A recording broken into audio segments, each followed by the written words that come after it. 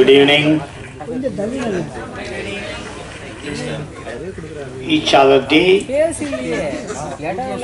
day, I look so many various different parks, but I don't know about this park. But this park holds my heart, holds my large place in my heart. நீங்கள் தான் பார்க்குன்னு வைப்பையில் இங்கிலீஷில் வைப்பையில் நாங்கள் இங்கிலீஷில் பேசக்கூடாது. நீங்கள் பூங்கான்னு வச்சுருந்தீங்கன்னா நாங்கள் பேச மாட்டோம். நீங்கள் பார்க்குன்னு வச்சதுனால நம்ம இங்கிலீஷில் கொஞ்சம் பேசுவோம். நல்லா இருக்கீங்களா? நல்லா. இந்த படம் வந்து நான் ஆல்ரெடி சொல்லிட்டேன். இந்த படத்தில் நான் நடிக்கலை. பட்டு கண்ணன், என் கண்ணன் கருப்பு கண்ணன் தான் சொல்லுவேன். அவர் வந்து எங்களோட அசிஸ்டன்ட் டைரக்டராக இருக்கும்போதே பழக்கம். நீங்கள் வாங்க, தயாரிப்பாளர் நீங்கள் வரணும்னு ஆசைப்படுறாரு, நீங்கள் வாங்கன்னு கூப்பிட்டாரு. கண்டிப்பாக வரேன்னு விசிஆரில் ஷூட்டிங்கில் இருந்தேன். நான் வந்தேன். இன்றைக்கி வீட்டில் இருந்தேன். காலையில் எல்லாம் மெசேஜ் அனுப்பிச்சார், எல்லாம் வந்தார். ஸோ எல்லா பேரும் நீங்கள் வரீங்களா, நீங்கள் வரேன்னு சொன்னீங்களாமே, நீங்கள் வரீங்களான்னு சொன்னேன்னு என் தம்பி அன்பு சிறு முதலீட்டாளர்கள் தலைவர் இருக்கார். அவர் நீ வரேன்னு சொன்னியாமே, நீ வரேன் அப்படின்னா எல்லாரும் பேசிக்கிட்டு இருக்கையில் நான் வரமாட்டேன் அப்படின்னு வீட்டில் கதை உடைச்சிட்டு படுத்திருக்கிறதுக்கு முறையாக இருக்காது. நான் வரணும். யார் யார் வரா? உதயகுமாரன் வராது, பேரரசன் வராது. சரி, நம்மளும் போயிடுவோம். தமன் கூட நான் வந்து ஒரு 10 இயர்ஸ்க்கு முன்னாடி சேது பூமின்னு ஒரு படம் பண்ணேன். அந்த படத்தில் நான் இருந்தேன். அதில் வந்து டிஎஸ் பாலியா சாரோட சன்னு ஜூனியர் பாலியாலாம் நடிச்சிருந்தார். அவரே சொன்னார், ஜூனியர் பாலியானே சொன்னார், அப்பாவோட ஒரு பாடி லாங்குவேஜ் உனக்கு இருக்குடா, பாலியா சாரோட இது இருக்குடா, என்னை விட உனக்கு அதிகமாக இருக்குடா அப்படின்னாரு. அதோட பெரிய பெருமை எனக்கு எதுவுமே இல்லை. ஆனால் தமனுக்காக இந்த ஃபங்க்ஷனுக்கு வரணும்னு நினச்சேன். தமன் யாருங்கிறீங்க? அவன் பெரிய ஒரு ஏர்லைன்ஸில் ஒரு 10 இயர்ஸ் பேக்கே அவன் 4 லட்சம் 5 லட்ச ரூபா சம்பளம் வாங்கக்கூடிய ஒரு பையன் தம்பி. அப்பயே 10 இயர்ஸ்க்கு முன்னாடி அவ்வளோ பெரிய போஸ்ட்டில் இருந்த பையன், பெரிய போஸ்ட்டில் இருந்தாப்புல ஏர்லைன்ஸில், ஃபாரினில், எமிரேட்ஸில். அதெல்லாம் வேணாம்ட்டு இங்கே வந்து உட்காந்து பண்ணிக்கிட்டே இருக்கார். திடீர்னு பார்க்குறேன் ஒரு சீரியலில் லீடாக பண்ணுறாரு. திடீர்னு பார்க்குறேன், என்ன தம்பி எங்கடா இருக்கு அப்படின்னா, ஒரு நொடின்னு ஒரு படம் பார்க்குறாரு. அதுக்கப்புறம் பார்க்கேன் பார்க்கில் பறக்க வர்றாரு. உனக்கு இந்த சினிமா கண்டிப்பாக செய்யும்பா, நீ கவலையப்பட. இந்த சினிமா நீ கவலையப்படாதீங்க. 2 எக்ஸ்ட்ரீம்ஸ் இருக்குது. நிறைய படங்கள்லாம் நடிச்சுக்கிட்டே இருந்து 42 வயசுக்கு மேலே சூப்பர் ஸ்டார் ஆனவர் எம்ஜிஆர். ஒரே படத்தில் பராசக்தியில் நடித்து சூப்பர் ஸ்டார் ஆனவர் சிவாஜி. 2 எக்ஸ்ட்ரீம் இருக்கு. சினிமா யாருக்கு கொடுக்க முடியுங்க? என்னை மாதிரி முடி இல்லாதவனுக்கு கொடுக்கும், நிறைய முடி வச்சு சீவ முடியாதவனுக்கெல்லாம் கொடுக்கும். புரியுங்களா? அதனால நீ எல்லாம் அழக, நல்லா இருக்கு, நல்லா ஃபிட்டாக வச்சுருக்கேன், நான் பார்த்த மாதிரியே இருக்கேன், குண்டா இல்லை, எது வேணாலும் இல்லை, ஒரு நல்ல ஒரு ஃபிட்டு, ஹீரோக்கான ஒரு ஃபிட்டு. பேரசனி சொன்ன மாதிரி நல்லா இருக்கேன். இந்த படம் இல்லை அதை ஓடிக்கிட்டே இரு. ஒரு படம் வரும், அந்த படத்தில் சைன் பண்ணிக்கலாம். உனக்கு சினிமா ஒன்று பாதுகாக்கும், சினிமா செய்யும். ஓகே, அடுத்து இயக்குனரை பற்றி சொல்லணும்னா, ஃபர்ஸ்ட் ஹாஃபில் நெஞ்சு வலி, செகண்ட் ஹாஃபில் வயிற்று வலி, நெஞ்சு வலி. சார் சொன்னார், நான் லாரன்ஸ் மாஸ்டர்கிட்ட அவராக இருந்தேன், இவராக இருந்தேன்னு. அதெல்லாம் நீங்கள் நம்புவீங்களா? என் ரிலேஷன் ஒருத்தர், எங்கள் அண்ணன் ஆக்டரு, அவர் வீட்டில் நான் தங்கி அவர்கிட்ட வந்து அவர் சினிமாவில் வேலை பார்க்கணுன்னு வந்தேன். அவர் ஒரு பெரிய ஸ்டுடியோவில் இருந்தார். அந்த ஸ்டுடியோவில் டார்க் ரூம்னு ஒன்று இருக்கும், தெரியுமா உங்களுக்கு? அந்த நெகட்டிவ் எல்லாம் போட்டு கழுவாங்கள்ல, சோடியம் தயோசல்ஃபேட்லாம் போட்டு கழுவி ஃபோட்டோவெல்லாம் அப்படி இப்படி மாட்டி வச்சுருப்பாங்கள்ல, அந்த ரூமில் லைட்டே போடக்கூடாது, ஒரே ஒரு ரெட் லைட் மட்டும்தான் இருக்கும். அந்த ரூமில் நான் 6 மாதம் தங்கியிருக்கேன். அந்த ரூமில் நான் 6 மாதம் தங்கியிருக்கேன். எப்போ போயிருந்தேன் உங்களுக்கு? 10 மணிக்கு ஸ்டுடியோ அடைச்ச உடனே நான் போய் படுப்பேன். ஸ்டுடியோ ஆரம்பித்து வேலைக்கு வர்றதுக்குள்ளே நான் கிளம்பி போயிடுவேன். உள்ளே லைட் இருக்கா, பேஸ்ட் இருக்கா, ப்ரெஸ் இருக்கா, சட்டை எங்கே துவச்சி போடுறது எதுவுமே தெரியாது. இருட்டாக இருக்கும்.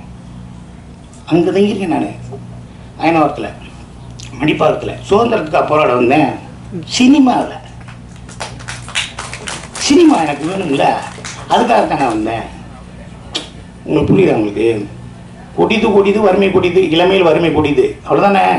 ஃபர்ஸ்ட் ஹாஃப் நீ கஷ்டப்பட்ட இல்லை, செகண்ட் ஹாஃபுக்கு மட்டி இல்லாட்டி ராசா தானே. உனக்கு பாரு, உன் காசு உனக்குன்னு ஒரு டாக்டர் முருகன், உங்கள் காசில் ராஜா 2 பக்கத்தையும் ராஜாவை ஒட்டி விட்டார். நீ எங்கிட்டு சுட்டி விட்டாலும் ராசா தான் விழுவும் பாரு. உனக்கு மட்டியே விழுவாரு. ஏன்னா நீ உன்னோட முற்பகுதியை நீ சினிமாவை கொடுத்துருக்க. இனிமேல் உனக்கு ஒரு நல்ல ஒரு லைஃப் இருக்கும், நல்லது இருக்கும். எங்கள் அண்ணன் மக ரஞ்சனா நாச்சியார், எங்கள் அண்ணன் மக டாக்டர் பாலாவோட ஓன் பிரதரோட மக, ஓன் பிரதர் பாலா அண்ணனோட அண்ணன் மக. எனக்கு அவர் அண்ணன் தானே. எங்கள் பெரிய மாமா அவர் பாலா டாக்டரு. வெறும் உட்காருவா அந்த பொண்ணு. நான் ஏமாளிங்கிற படத்தில் வா அப்படின்னு நடி அப்படின்னு சொன்னேன். சேட்டு குடிக்கணும், குடிப்பேன் அப்படின்னு. சித்தப்பா உங்களுக்கு சரியாக இருந்தால் நான் பண்ணுறேன் அப்படின்னு சொல்லிச்சு. ராமநாதபுரம் மாவட்ட பாராளுமன்ற தொகுதி பாரதிய ஜனதா பொறுப்பாளர் அவங்க. பலாப்பழத்தை தூக்கிட்டே போயிட்டு இருந்தாங்க எங்கள் மாமாவுக்கு. இந்த படத்தை தயாரிப்பாளருக்கு இன்னும் நிறையா படங்கள் பண்ணணும், அது பண்ணணும், டேரக்டர் நிறையா படம் பண்ணணும். பாட்டு எழுதினவர் சூப்பர், அவரை தான் எல்லோரும் பேசியாச்சு.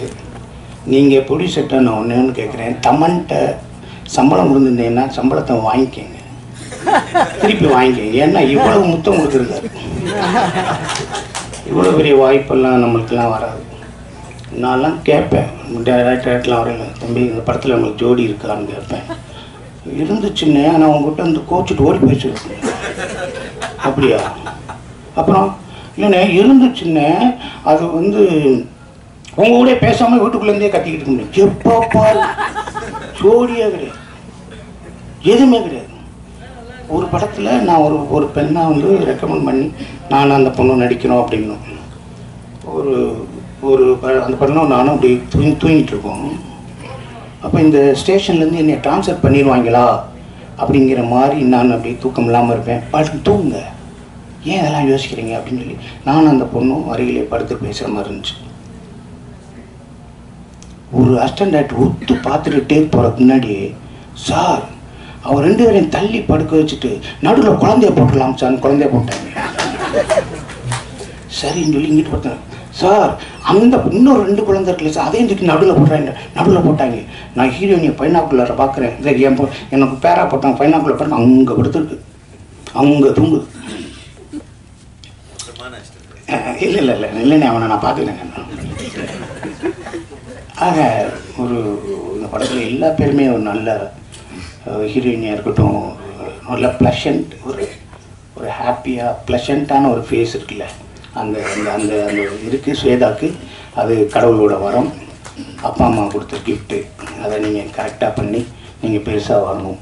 அப்புறம் அப்பா அம்மா அவங்களுக்கு உதயகுமார் சார் பிடிச்ச மாதிரியே இருக்க ஹீரோயினோட அம்மா ஜெயந்தி மாலாவும் அவங்களும் பெரிய லெவலில் வரணும். இங்கே இருக்க எல்லா கேரக்டர்ஸில் எல்லாமே வரணும். ஒரு தமன் கூட நினைக்கும் போது ஒரே ஒரு காமெடி மட்டும் சொல்லிட்டு முடிச்சிடுறாங்க. இங்கேருந்து வீட்டிலேருந்து காரில் எடுத்து அசிஸ்டன்ட் டைரக்டராக இருக்கேன். அப்போ நேராக காரில் அப்படி போயிட்டே இருக்கும். அப்போ ஒரு ப்ரொடக்ஷன் மேனேஜர் பேசுகிறாரு, எங்கே வந்துக்கிட்டு இருக்கீங்க புலி அப்படின்னாரு.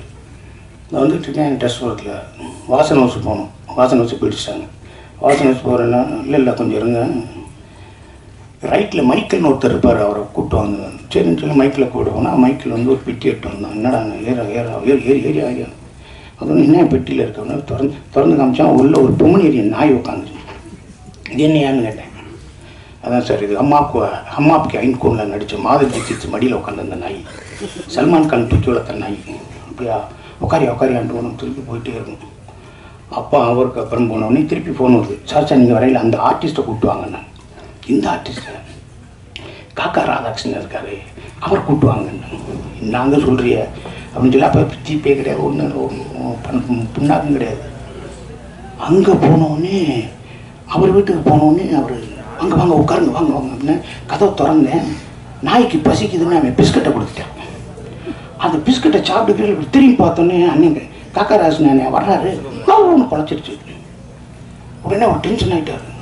ஏன்னா நாய் கூப்பிட்டு போகிற வண்டி இல்லையாடா நீ ஏற்றுறீங்க, என்னடா நினச்சிக்கிட்டு நான் சொல்லுங்க ஏன் கத்துறாரு. இல்லை ஐயா ஐயா ஐயா ஐயா ஐயா வாங்க 8 மணி ஆச்சியா வாங்க போகலாமியா கெஞ்சுறேன். இல்லை ஏற மாட்டேன்ட்டோன்னு என்னை திரும்பினோடனே நீ இந்த வண்டியில் வரக்கூடாது, நீ தானே அசிஸ்டன்ட் ஆகிட்டு, நீ தானே ப்ரோக்ராம் பண்ணு, வரக்கூடாது. நான் கெஞ்சுறேன், நீங்கள் போனேன்னு ஆட்டோ காசு இல்லை, என்னை வாங்கினேன் நான் சொல்லேன். முன்னாடி உட்காந்து வரவே விடாதுனார். கார் கதனாடி மூட்டார். நான் சொன்னேன், இந்த அம்பாசடரில் காக்கா போகலாம், நாய் போகலாம், சிங்கம் புலி வரக்கூடாதான்னு.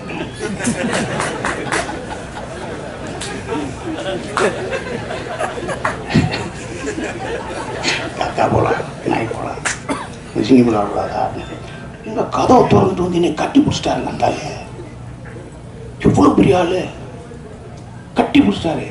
அவர் மனோகரால் நடிச்சார் பாருங்க. போர்லேயே 2 வகை உண்டு, ஒன்று வைக்கப்போர் ஒன்று அக்கப்போர்னாரு பாருங்க. போர்லேயே 2 வகை உண்டு, ஒன்று வைக்கப்போர் ஒன்று அக்கப்போர் அப்படின்னாரு பாருங்க. அதெல்லாம் ரெஃபரன்ஸ் எடுத்து தான் நான் மாயாண்டி கொண்டு தரல லூஸாக நடிச்சது. அந்த அவ்வளோ பெரிய. அதுக்கப்புறம் பார்த்தா நான் கட்டி பிடிச்சா, நல்லா பேசிட்டடா சிங்கம்புலி, வாடா என் மடியில் உட்காந்துக்கடான்னு கூப்பிட்டு போனார்.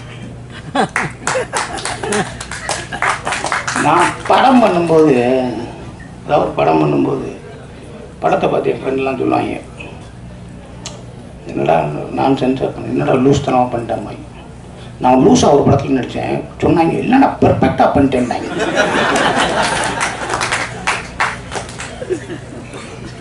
6 அசிஸ்டன்ட் டைரக்டர் ஒரு ரூம் வீட்டில் இருப்போம், முடிக்க போகிறேன் 6 அசிஸ்டன்ட் டைரக்டர் ஒரு வீட்டில் இருப்போம்.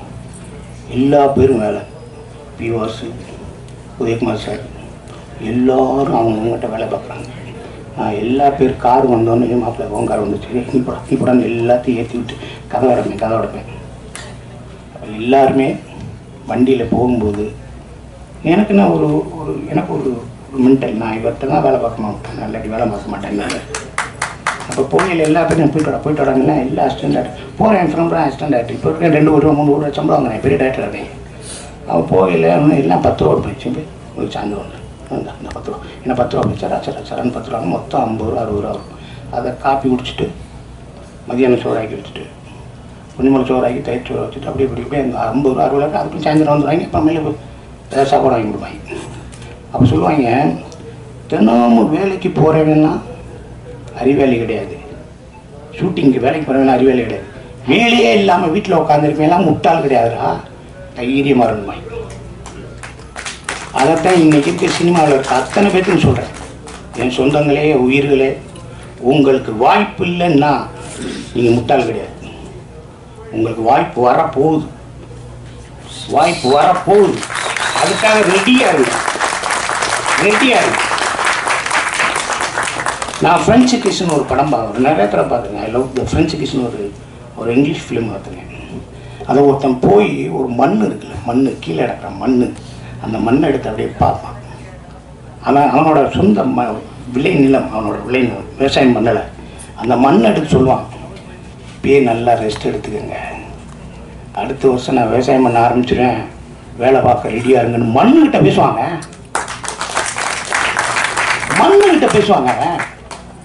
அதனால இன்னைக்கு சொல்கிறேன், இந்த கதாநாயகியாக இருக்கட்டும், கதாநாயகனாக இருக்கட்டும், இங்கே இருக்க கேமராமேனாக இருக்கட்டும், இங்கே இருக்க எடிட்டராக இருக்கட்டும், இங்கே இருக்க சின்ன சின்ன வேலையில் பண்ண அசிஸ்டன்ட் டைரக்டராக இருக்கட்டும், எல்லாரும் போய்கிட்டே இரு.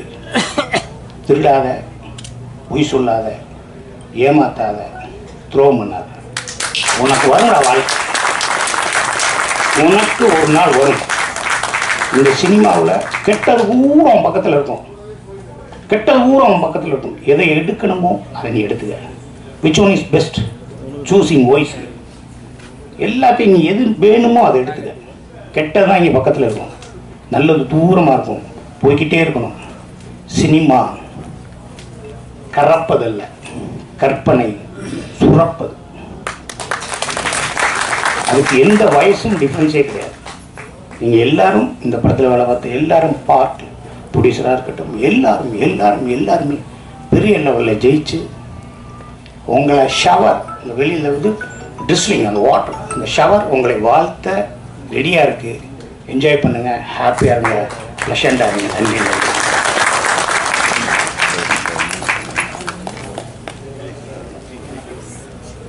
நான் ஒரு சின்ன ரிக்வெஸ்ட் சொல்லியிருக்கேன். சார் நல்லா பாட்டு பாடுவாங்க. அதாவது சங்கீத ஜாதி முல்லை அவருடைய குரல்ல 2 வரி மட்டும் கேட்போம்.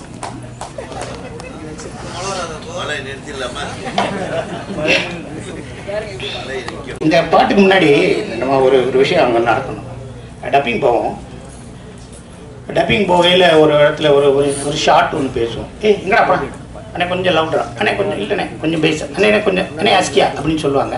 சொன்ன உடனே அதை போஸ்ட் பண்ணுவாங்க, சிங் பண்ணுவாங்க. அப்போ ஒரு 4 மினிட்ஸ் இல்லை 2 மினிட்ஸ் இல்லாட்டி 1 மினிட் நம்மளுக்கு ரிலாக்ஸ் இருக்கும்.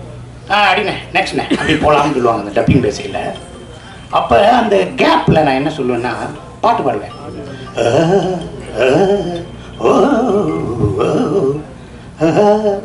அப்படி பாடுவேன். அதாவது அங்கேருந்து இன்ஜினியர் ரூம்லேருந்து என்ன சூப்பராக பாடுறீங்கன்னு எவனா சொல்லிடுவானான்னு ஏங்குவேன். அந்த டைரக்டரு என்ன நல்லா பாடுறீங்கண்ணே, இந்த பாட்டில் ஒரு தொகையில வேணா பாடிடுறீங்களா அப்படின்னு அந்த சொல்லுவான்னு ஏங்குவேன்.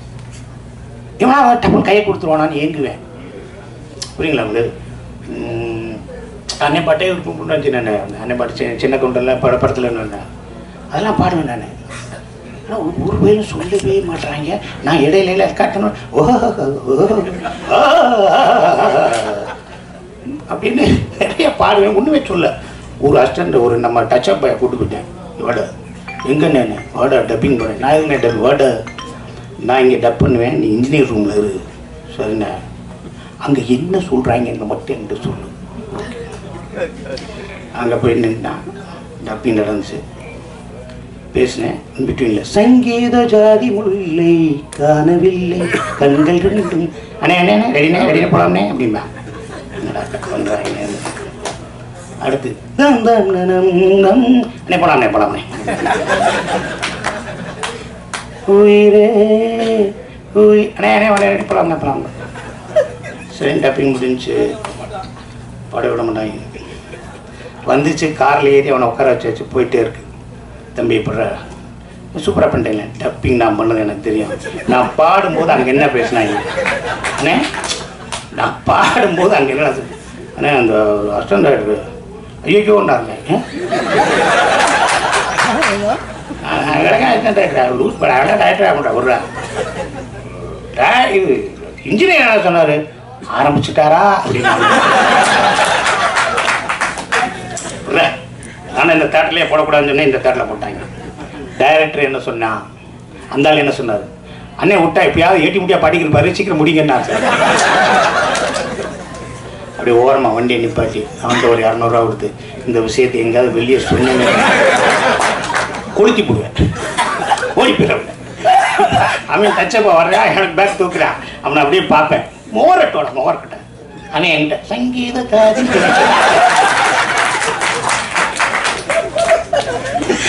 அப்புறம் அவனுக்கு நான் வேலை தரல. அவன் ரிங் டோனை வச்சிருக்கான், எங்கடா இருக்க சங்கீத ஜாதி.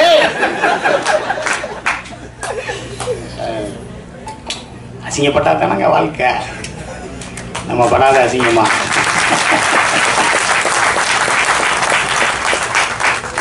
நீ என்ன அசிங்கப்படுத்துறது, நம்ம நிறைய அசிங்கப்பட்டாச்சு. அப்படிதான் சொன்னேன்.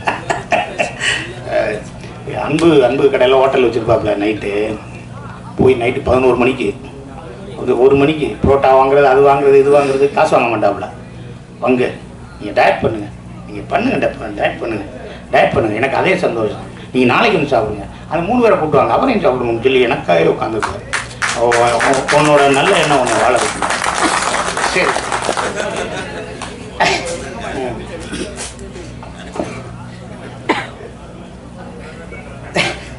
நீங்களும் கரணை கொடுக்குறமா இருக்கும், கொஞ்சம் ரெடியா இருங்க. எல்லா பாட்டுமா நல்லா இருக்கும், நம்ம பாட்டும் கேட்கும். சங்கீத ஜாதி முல்லை காணவில்லை, கண்கள் வந்தும் பாவையின்றி பார்வையில்லை, ராகங்கள் இன்றி சங்கீதமில்லை, சாவொன்றுதானா நம் காதல் இல்லை, என்னாகமே போதும் நினைக்கிறேன்.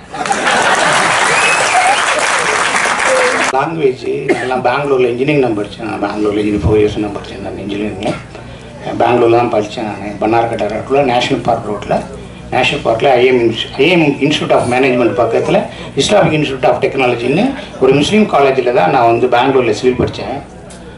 உங்கள் பேர் என்னப்பா? ரிமான். நீ பேசின 4 வருஷம் எனக்கு 4 வார்த்தை கூட கன்னடத்தில் தெரியாது. முந்து ஓகியுமே முன்னாடி போமே, ஏன்னா பஸ்ஸில் போகிறோம்ல, அது மாதிரி அதெல்லாம் கற்றுக்கிறதுக்கு எனக்கு கொடுப்பின இல்லை. எனக்கு கொடுப்பில்லைன்னு தான் சொல்லணும் அது. ஓகே, அது ஆனால் இந்த பொண்ணு அவ்வளோ பேசுகிறேன். ஓகே, வாங்கப்பா, நல்லா வாங்க, நல்லா நடிங்க, பெரிய புகழோடு எல்லா விஷயத்துலையும் சந்தோஷமாக இருங்க. ப்ரொடியூசருக்கு, டைரக்டருக்கு, எல்லாருக்கும் வாழ்த்துக்களை சொல்லி இந்த வாய்ப்புக்கு நன்றி கூறுகிறேன். ஒரே ஒரு முக்கியமான விஷயம் நோட் பண்ணிக்கணும். இந்த தயாரிப்பாளர் வந்து அடுத்து நம்மளை வச்சு நல்ல பெரிய படமாக பண்ண போகிறதா கேள்விப்பட்டேன். அதை அவர் மறந்துடக்கூடாது. நன்றி நன்றி நன்றி.